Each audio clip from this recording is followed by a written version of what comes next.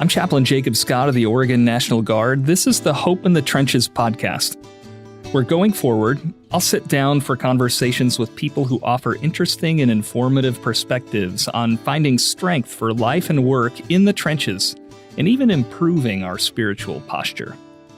Whether you feel like you're under heavy bombardment or ready to go over the top toward a new objective, it's good to be with you. In the studio with me this afternoon, I've got Chaplain Shane Yates. He's the Deputy Joint Force Headquarters Chaplain.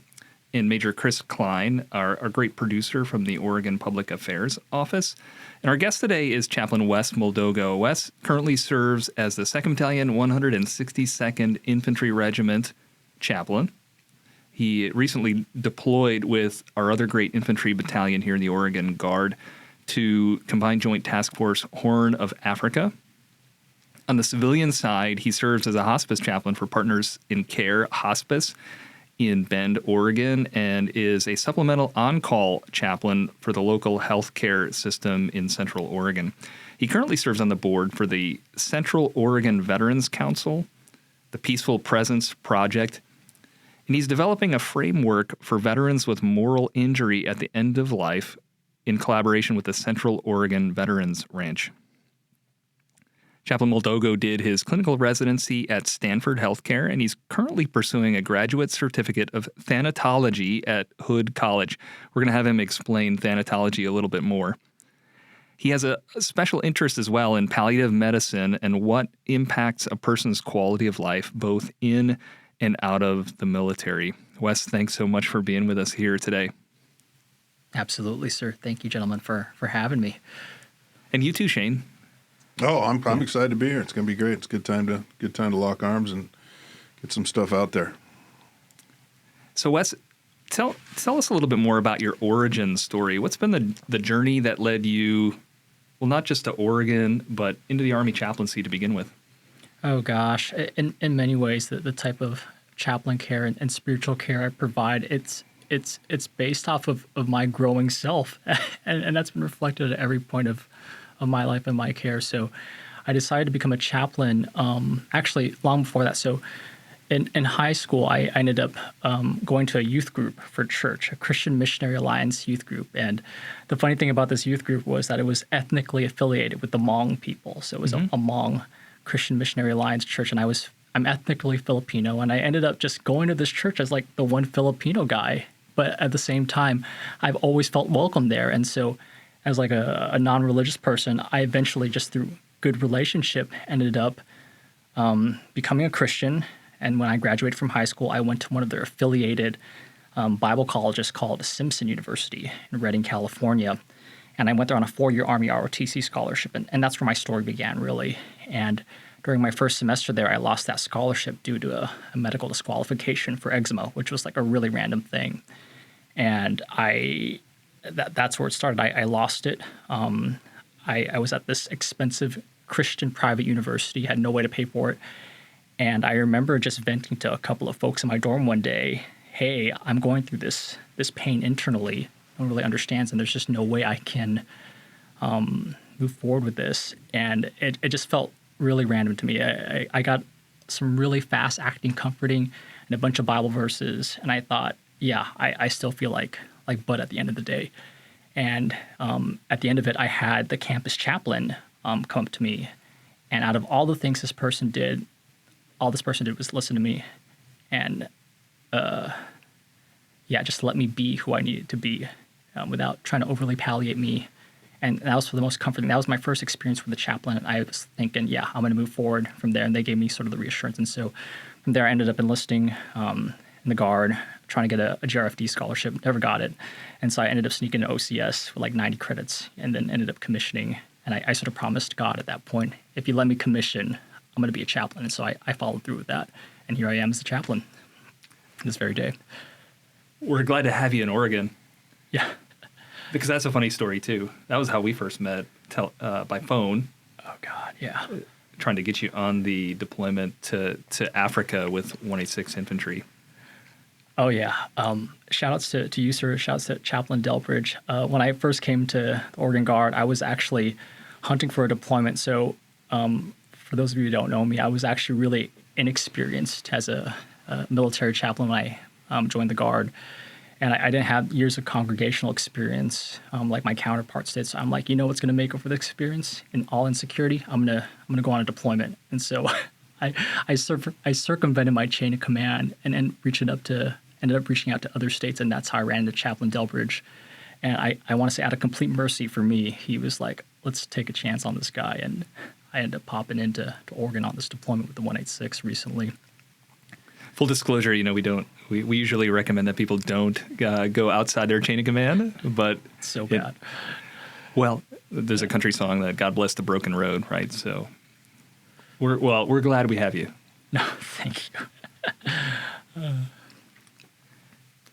So in the Chaplain Corps, we've used this phrase to live your call. So your call to the chaplaincy came from your experience with a campus chaplain. So did that get you thinking about chaplaincy serving in a variety of settings, or was it your desire to serve in the military that led you to the chaplaincy first, and then you ended up, through your training or other interests, becoming a hospital chaplain and now a hospice chaplain? No, that's a great question, sir. It's a little bit of everything, if that makes sense. And so what was really weird about this campus chaplain, I don't even know if I want to give him a shout out or his name. I don't know if he'd appreciate it, but he was just not your typical thing, because I think in our society, we'll think of chaplain and we automatically equate it to pastor. He just didn't say those typical pastor things, if that made sense. He was soft-spoken, did not reference the Bible at all, within this Christian community, but it still had that same pastoral effect on me. And that just got me really curious about this guy's background.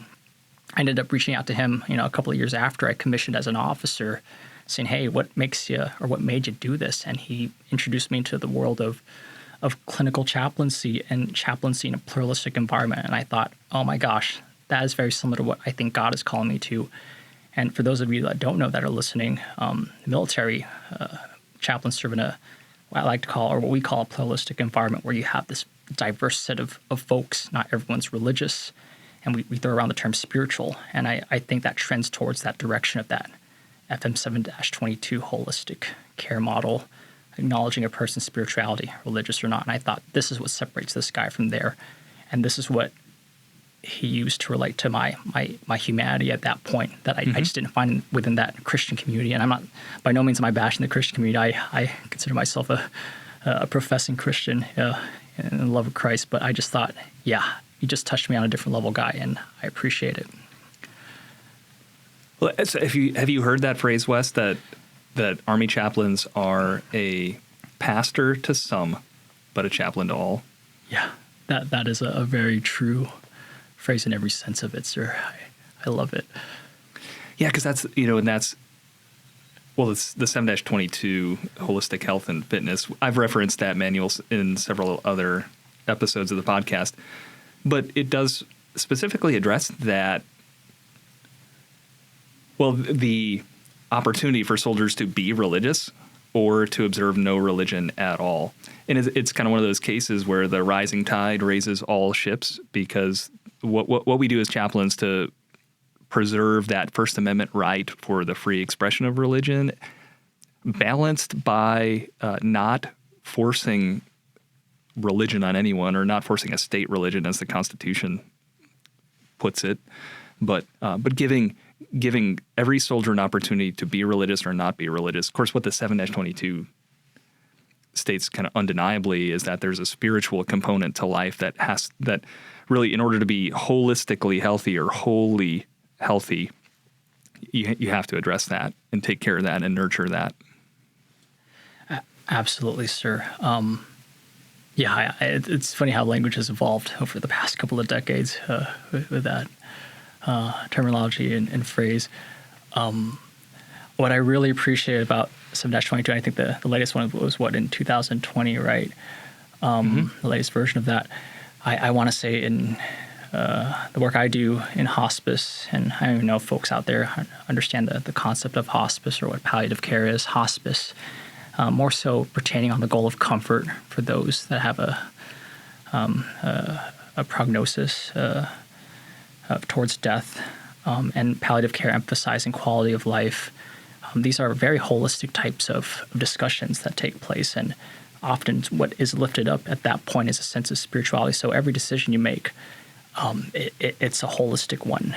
And when I think about that particular instance I described in college, what I saw that chaplain doing in particular wasn't just, there was a religious perspective, don't get me wrong, and there's a strong intention and conviction there by this guy's actions. Don't doubt that at all.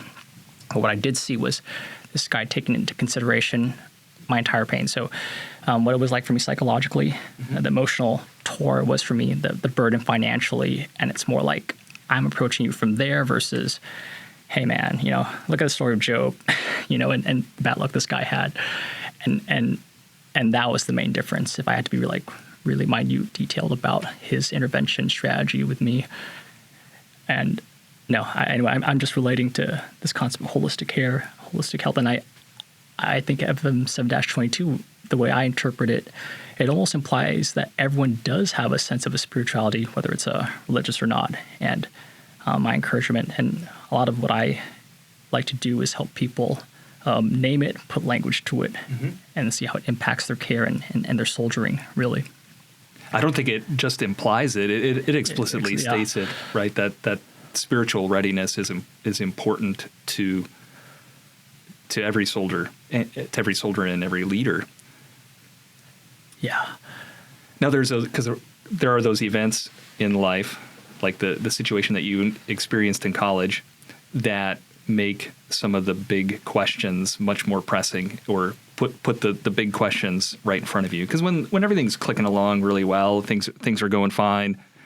If you hadn't encountered that adversity, you might not have asked yourself some of those questions or looked at your identity, your direction in life, with as much scrutiny or with the same type of urgency. So obviously in your work as a hospice chaplain and providing care to people at the end of life, those big questions really become unavoidable, don't they? Yeah, what's the old Jewish saying? Yeah, you can't talk about something until you talk about everything. Yeah, and I just can't help but think when someone explicitly reflects on their goals, in addition to talking about something that's probably taboo. So I specifically named death and what that may be related to in a person's life in terms of closure. That definitely arises. So it relates to their coping. It relates to who they are, and I don't even know if they are aware of who they are deep down inside. And do I like what I see? Do I not like what I see with myself in relation to other people? Those are the big questions I run into. Do you find that people kind of get to the end of their ability to cope at certain points, like the coping strategies that maybe worked when the situation wasn't as intense? If that doesn't work at the end of life, you got to maybe try something different or explore something different or look at your life through a different lens. Yeah, absolutely, sir. And so it's putting it in our language, it's really journeying with the patient and their family through that change. Usually that grief starts at the minute of prognosis. And I'd even say before that, maybe there's an acute diagnosis and they notice, oh gosh, my body isn't working like it used to. I'm suddenly a little more overweight than I used to be. I don't look the same. And they've been having a bit of, I use the phrase spiritual pain. I'm sure there's other language for it, but there's been spiritual pain there. And it follows them. And oftentimes these are taboo subjects, so they often don't bring it up till end of life. Or maybe if they're inpatient at a hospital during a palliative care family meeting, it then comes out and it's like, ooh. So they name it, and then there's like a bit of uncomfortability with the family. They finally heard it. They never expected their mom or dad they never expected them to see them in that light, weak, maybe vulnerable. Mm-hmm. It's a groundbreaking thing. Now, you had kind of an interesting approach when you were working in hospital chaplaincy, or maybe approach isn't the right word, but you had a prompt about, forgive me, was it the one big question or the surprise question? Yeah. Oh man, that's such a fascinating question. For any clinician listeners out there, if you go on PubMeds, they got a couple of articles written on it. But long story short, and a lot of folks have been making the claim for years and decades that people have been getting on a hospice too late. And part of it's due to the uncomfortable topic of death.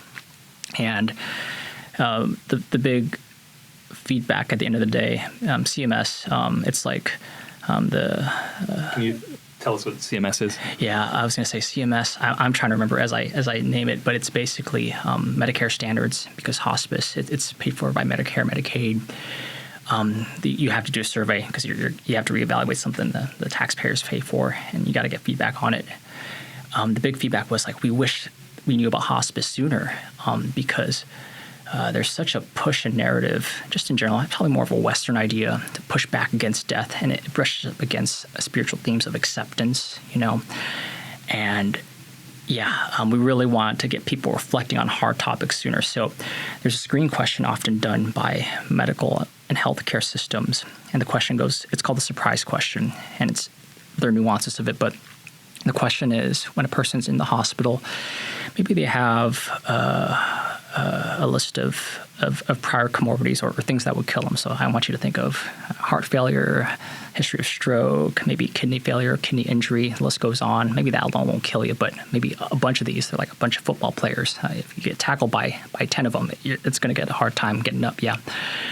And it's like, would you be surprised if this person died in the next 6 months? Some people even do 12 months. And if the answer is no by the provider, mainly the hospitalist or physician, that induces a palliative care consult or a consult by a team whose sole purpose in that hospital is to talk about quality of life and from a holistic perspective. So a palliative care team, it'll very much like your staff shop. So you have a discipline for everything. So you got a doctor, you got a social worker, you got a chaplain, and you're really touching up on that holistic model and saying, hey, looking at this person's life, do they know what decision they're planning to make if they choose to go on, with that? Some people feel strongly about it. Some people think, oh my gosh, we're opening Pandora's box by making these folk worry about their life. But given the feedback we usually get, we're seeing that, people need to know a little sooner for their benefit, because you live your life differently at the end of the day, So I'm reminded of the first time I had to go through an SRP, a soldier readiness processing. It's a big, what's the right word? You go through, usually it's in a gymnasium or on the drill floor, and you've got to cycle through a bunch of different stations where they check all of your personnel or administrative data, the paperwork, just to make sure that everything's in order, all the T's are crossed, I's are dotted. At one of the stations, you got to fill out a will.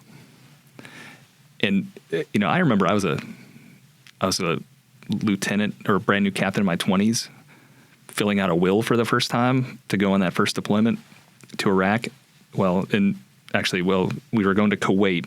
Iraq, the war hadn't started yet, but that puts it right in front of your face that I might not come home from this. Is it kind of similar? I'm sure we probably had a lot of similar moments where suddenly our mortality is in front of us now, because the people that we serve in the military are usually young in the prime of life, and you can't go on a deployment if you're not otherwise physically ready. But then they put a piece of paper in front of you that says this is my last will and testament, right? And now the possibility of my death is right in front of me, and that makes you think about some things. Or you got to work really hard to avoid those questions, don't you?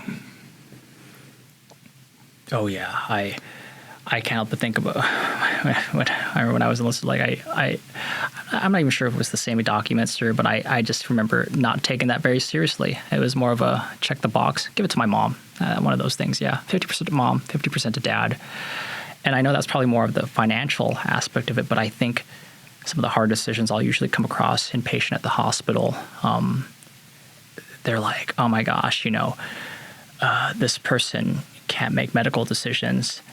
I haven't talked to them in years. This person's my mom, and now I got to decide whether or not, based off of her quality of life. Do I want to intubate her? And I got to come up with this decision in like 30 minutes, because if they don't intubate her, like, oh my gosh, what becomes of that? Yeah. And I know that sounds a little extreme for maybe some of our viewers, but I can't help but think that right there induces what's meaningful to you.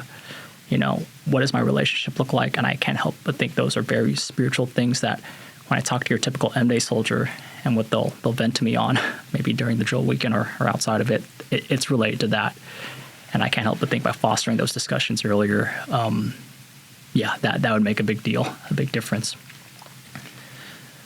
I think that's exactly one of the things that we're trying to do, is to provide those prompts, or to get people to consider where their sense of identity comes from. What's the foundation for the coping skills that they use to get through adversity or meet the challenges of everyday life, before an acute challenge or an acute set of circumstances comes in front of you. Yeah.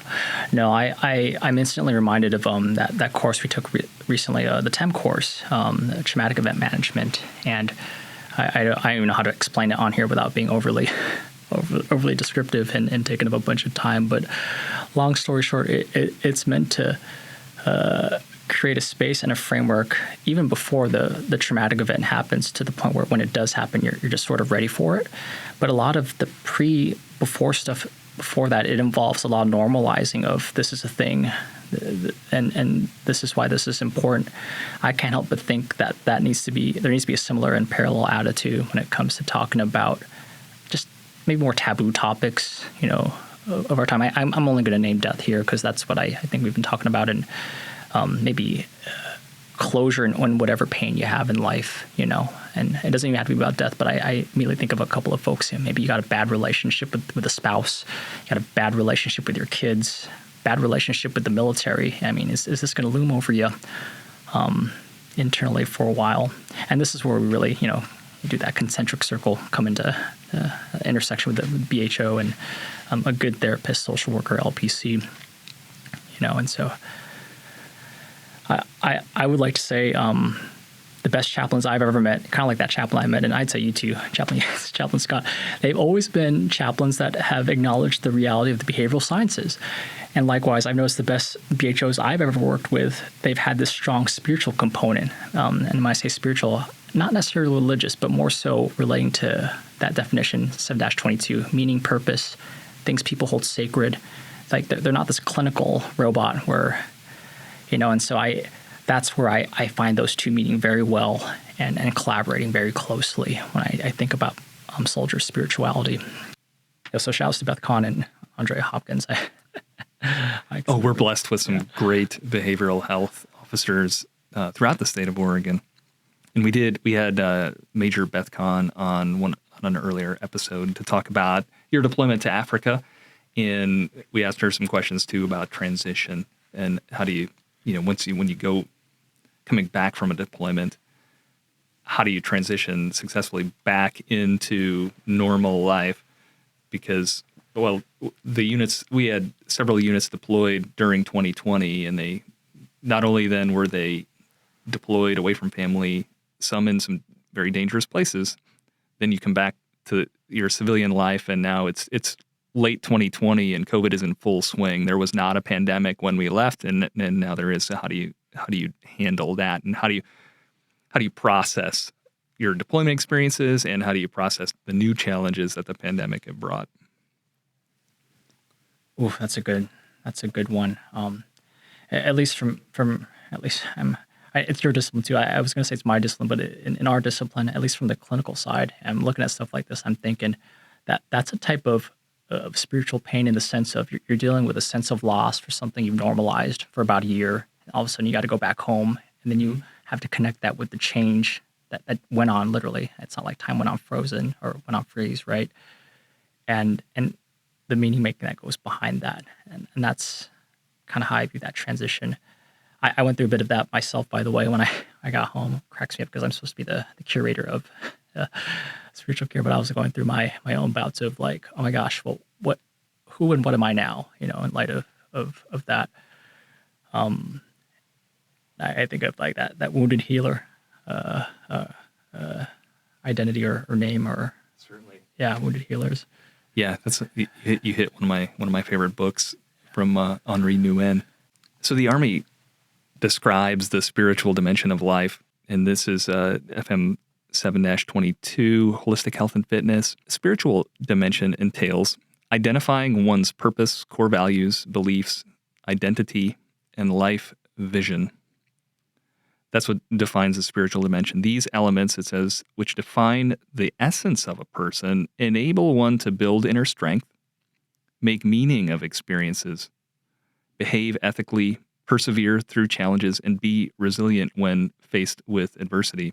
And that's really kind of the overarching idea that we've been talking about so far today, whether it's a deployment or death. These are experiences that sort of bring those questions to the forefront of existence, and our ability to persevere through those things, or to be resilient when faced with the adversity of a deployment, or when faced with our own mortality, is where does our purpose, our sense of identity, or our ideas about how the world is and how it's supposed to work, that's right in front of us. And really, of course, we're all practitioners in the spiritual dimension, right? But for us, then, it's how do we speak words of hope into that person's life in that moment.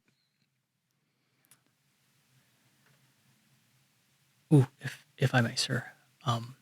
So, and I don't even know how long. I don't know if there were previous editions of FM 7-22. I don't know how long it's been out for a while. There are, but I even today, when I talk about this whole concept of spirituality, there are a couple of reactions. As many you two would probably guess, it's like this. What's sort of been normalized was spirituality is just a religious thing. And I know I've mentioned that before, and I don't want to make it sound like religion's bad. I mean, my goodness, loving part of a religious community back home, and it's a big part of my life, but it's making that clear distinction, and it's to the point where, like, you talk about spiritual care. I've literally had patients where, it went both ways, and soldiers as well. It's like, I don't know about that, but we can give you a referral to spiritual care, and they would react to something along the lines of, okay, good spiritual care, as long as it's not a chaplain, and vice versa around. Oh, thank goodness it's spiritual. Thank goodness it's a chaplain. I just don't want to deal with spiritual care, and there's a lot of underlying connotations between the two, and I know it'll take time, but I'm so grateful that this is being defined in a particular way that's a little more broad, not because I don't stand up for a particular religious belief or my own, but it's more like, man, we have such a diverse set of people in this country, and the military reflects that. You got to have some common language. Otherwise, you're just going to have some folks in the military say, chaplain, we don't need you. Nothing's religious here. But, you look at the holistic health model, like chaplain skill craft and set of skills should be a curator of understanding and understanding who they are. And I get it. It's done over time. But, yeah, you have a place at the table. So I acknowledge that. I'm actually curious when I talk to you two field grade officers in the room, like what that shift has been like for you two, and what you encounter when you talk to our soldiers. And by the way, I do come from a religious community where, like, when I first gave them this definition, a cute little church out of Nashville, Tennessee, that Madison area, I think the way they described it, if I had to summarize it, they thought it was some voodoo magic, set off by the world. And I got a lot of pushback from that. But at the end of the day, I could tell it was a little bit of God working in it, because they affirmed it and they saw the need for it. And I'm not saying that they're fully convinced of it, but I just think it's this ongoing conversation of how we use our vernacular and as language of us, because I'd say spirituality, again, religion, and they think of maybe this transcendent plane of a ghost or something, and you're looking at another realm, and it's a thing, Well, I think you're right. I think it can feel or sound a little bit too squishy for people that don't often work in pluralistic environments. And we got to be honest too. We all come out of distinct theological traditions from churches, and we do take very specific stands on the nature of the universe and how things work, who God is, and what that means to each of us in our relationship to God and our relationship to the world and our relationship to other people. What I think the strength of this holistic way of talking about spiritual fitness or spiritual readiness is it blows the doors open and allows us to talk about it in general terms, but it also allows us to be who we are and to come in and to speak with specificity as we have opportunity. I love it, and that's why I completely endorse that, as we all should be, as officers and chaplains. But yeah, I acknowledge that definition. I'm not going to say I rave it, but I want to say when I deal with diverse sets of people in both, the clinical side and military, it's just so much more relatable. Shane, what are you thinking? I think, when we're talking about being intentional about this holistic approach to fitness and readiness, I think one of the things that can help folks or those that we serve is really understanding what is your core? Who are you as a person? Really digging into what your core is and what are some of those capabilities that you have. They're God-given natural capabilities and your strengths, and maybe even identifying your lesser strengths. But having a good, clear understanding of your core and who you are can help you better prepare and be ready to approach that fitness and that readiness. Better identifying, okay, if I'm going to really be ready, where do I need to be? What are my strengths? What are my lesser strengths? Okay, take those lesser strengths and then let's go full tilt forward and get a clear sight picture of where I need to be spiritually ready. So that's just some of my thoughts on that. Really, really identifying your core. Who am I? I see so many folks from the law enforcement community, the military community, they get close to retirement, and what's that big question is, I don't know who I am. Mm-hmm. And I'm getting ready to retire here, and I got to be spiritually ready for what's my spiritual fitness look like for this next chapter of my life. You can even apply that to different assignments or different missions, whether it's a tour in Afghanistan or it's a tour at the Horn of Africa or wherever environment that God's leading you to. How do I better prepare myself to be spiritually fit, spiritually ready to take on the challenges that I'm going to end up facing? And I think you need to know where you are first before you can step off that stone, if you will. Mm-hmm. Boy, I love that, sir. I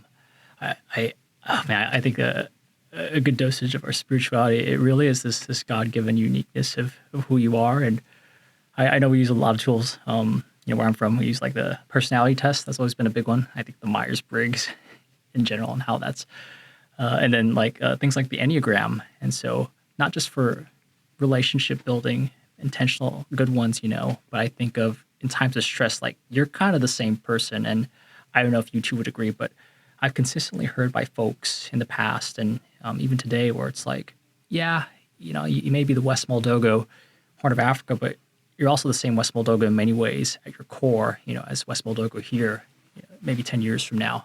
That's who you are, your uniqueness. But just being mindful of that, so you just cope better, So. Yeah, I agree. And I think too, when you understand your core, when those soldiers or service members come in your office and they're struggling and they got a major thing going on, whether it's trauma or it's personal or they've lost someone or lost a fellow service member on the battlefield, if you understand where you are and you understand your core and you have a really good understanding of it, you can look and try to dig into their core a little bit and see inside their heart a little bit so you can better serve them and better minister to them. And that's what we do. And when they walk in, our goal is to connect, to earn trust, and to really have a good understanding of where they are. And I just think core is an important piece of that is understanding, where you are. If you don't even know where you're at and you're struggling with it, then it could inhibit a little bit maybe your ministry to those that we serve. So I think that's an important piece. We serve all kinds. Everyone is uniquely gifted, uniquely talented, and they're all a blessing that God brings before us. But taking that time to really see inside those people in the time that you have with them not only helps you serve them at that moment, but that continued follow-up ministry to them too. So, right, valuing each person first as 100%, as an individual, as a human. That's right. Loving them and wanting to care for them no matter what they believe. That's exactly right. We're meeting people where they are. We're not meeting them where we think they need to be or where we think they're going to be. We're meeting them right where they are at that moment in time. And we can help you. We can walk with you. We can lock arms with you. We're going to be there for you. We're going to go into the fight with you to maybe get you into a place where we think you might need to be more successful or more healthy. But for that moment, we're meeting them right where they are. No judgment, no preconceived notions. We're meeting them right there. Well, and that can do great damage to a person or shut the door on any potential relationship when you meet them and you automatically assume you know exactly who they are and what they need before you talk with them and get to know them. And Wes, I think I heard you talk about that a little bit when you described how that chaplain, his approach to you way back at Simpson College, and how he loved you and wanted to walk alongside you through a challenge that was maybe more complex than it seemed at first glance. Yeah. Oh gosh, I didn't tell the second half of that story, and so another reason why I became a chaplain as well was after I had that little intervention from the campus chaplain. I thought, wow, what a different type of minister this guy was. I ended up a couple of months later enlisting in the Guard, getting back from basic, had my first drill, and a battle buddy of mine had a meltdown during my first day of drill, and I was like talking to him, and like the squad leader was like, "Do you want to go see the chaplain?"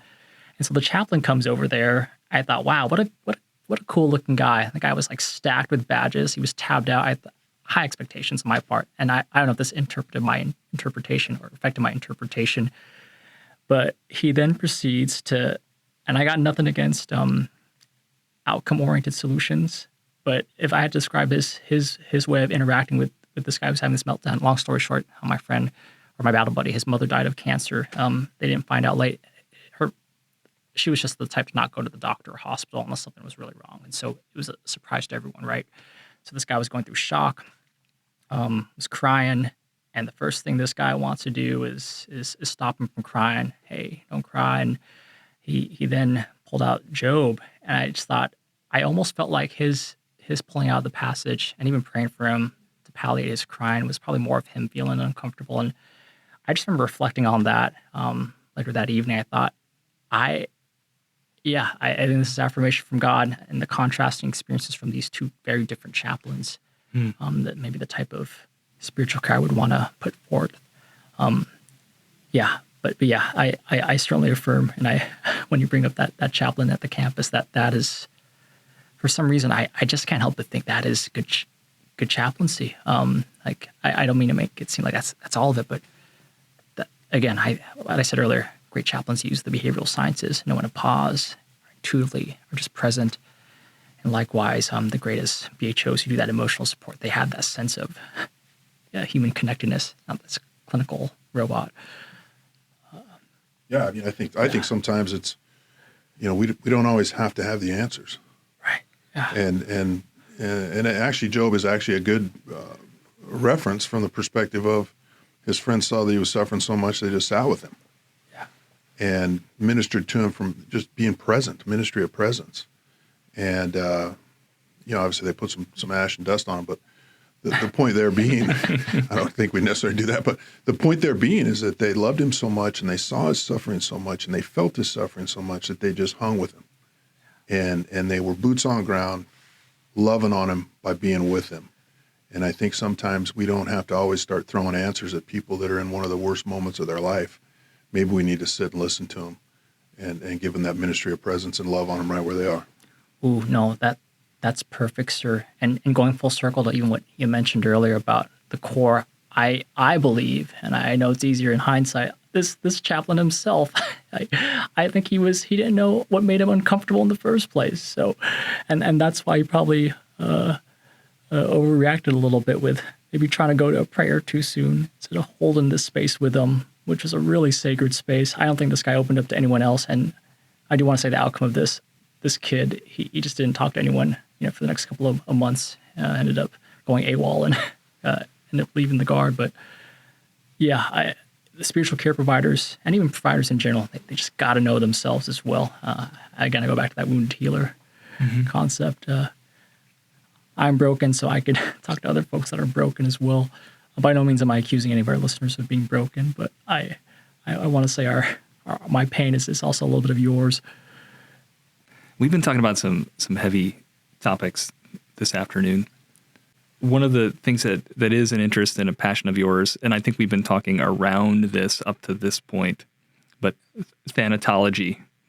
If my Greek is not quite as rusty as I think it is, that's the study of death or talking about death.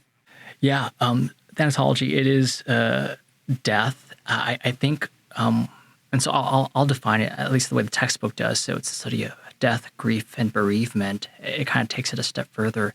And it also has a good dosage of gerontology, so the study of aging as well. And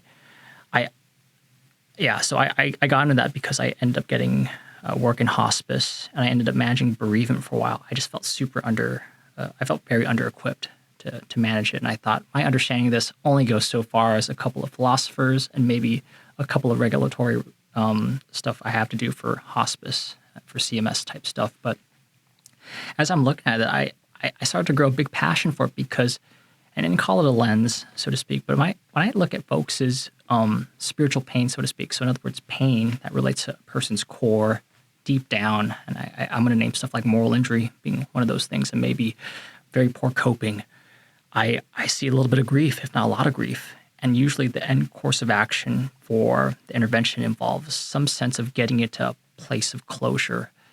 In my church, we like using the word peace and shalom. That is probably very close to how, in terms of concept and idea, I would look at that closure in thanatology. And so it's just the study of it.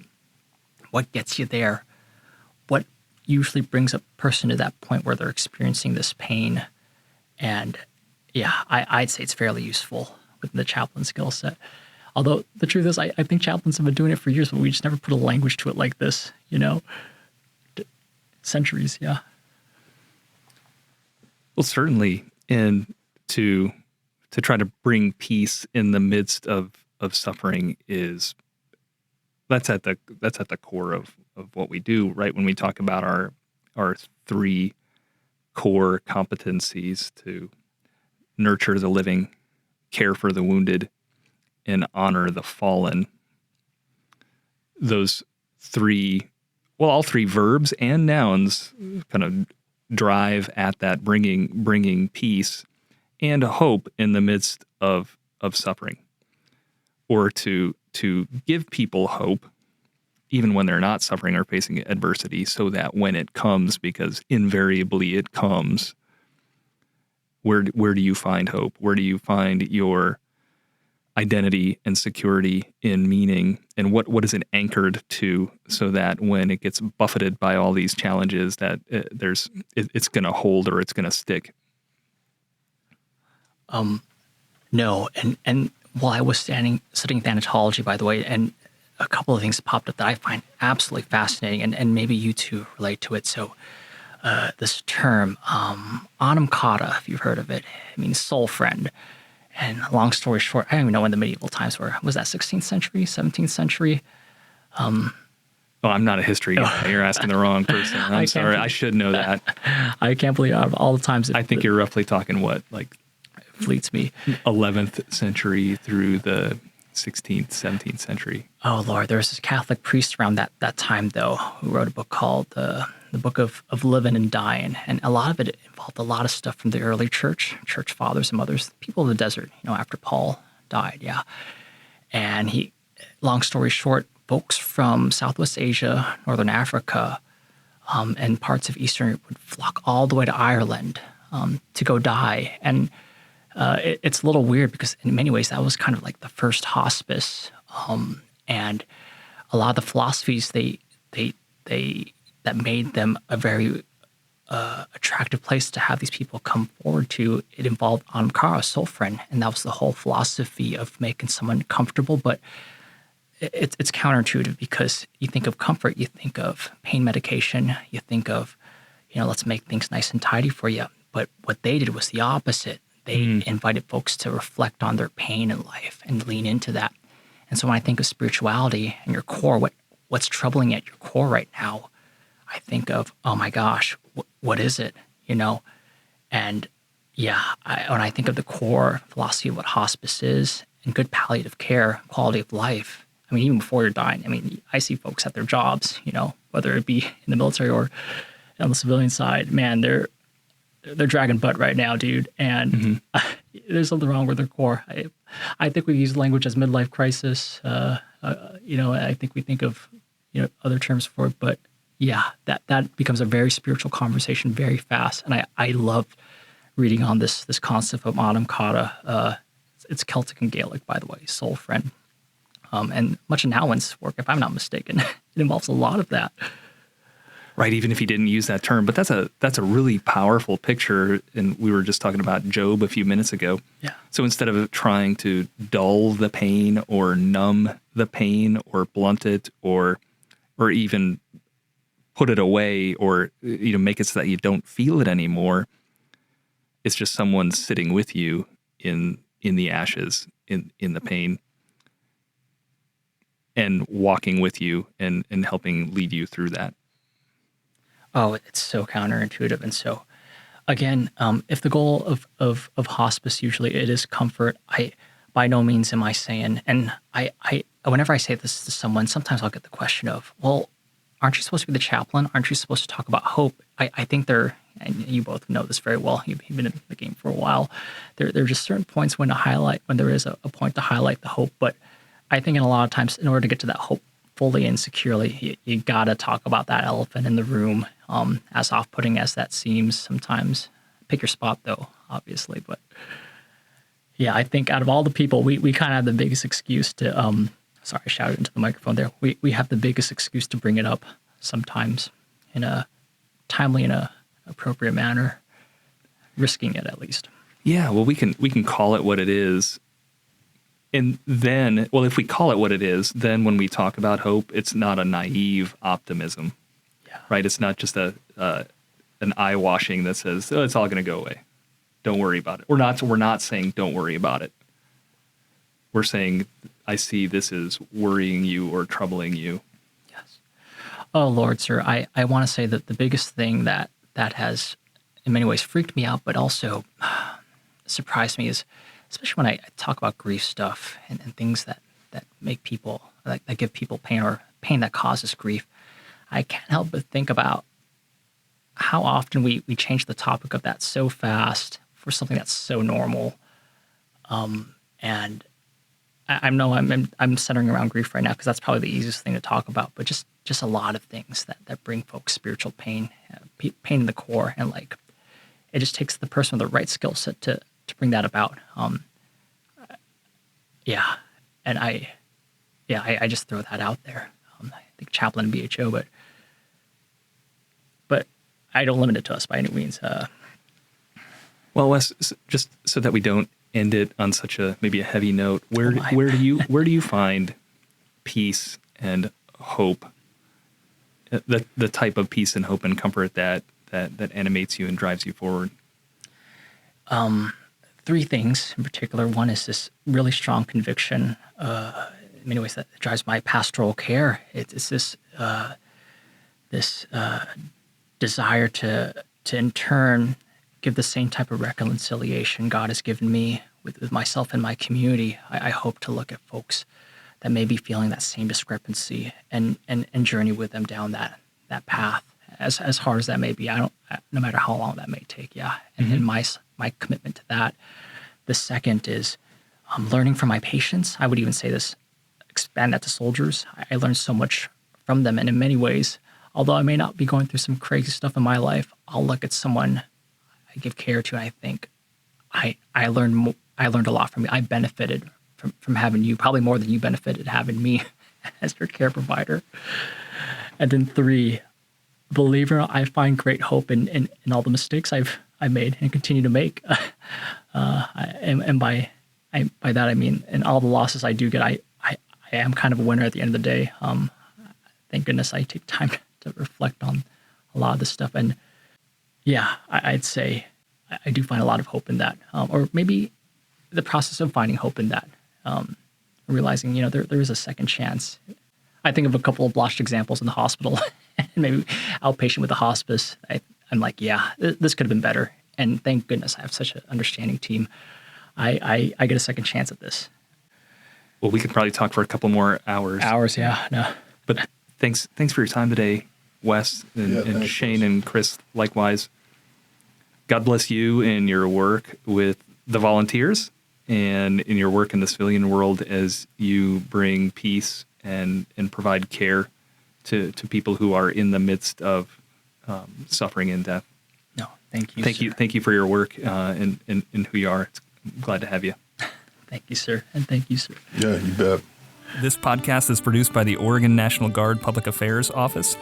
My prayer for you is that wherever you find yourself, that you might find hope for today and strength for the ambiguity and chaos of life. Blessings on the rest of your day.